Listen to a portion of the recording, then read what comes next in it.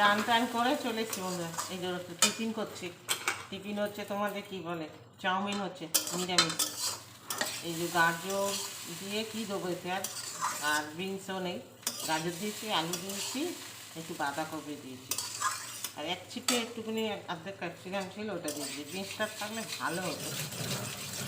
ওই একটু বাদাম দিয়েছি, দিয়ে নিরামিষ চাও, একটু ভাজা মশলা টশলা দিয়ে। তাহলে এর সাথে দেখিয়ে দিই কী রান্না হচ্ছে আজকে তোমাদের। এই যে বাঁধাকপি কেটে রেখেছি, আলু কেটে রেখেছি, বাঁধাকপি হবে, আর হবে তোমার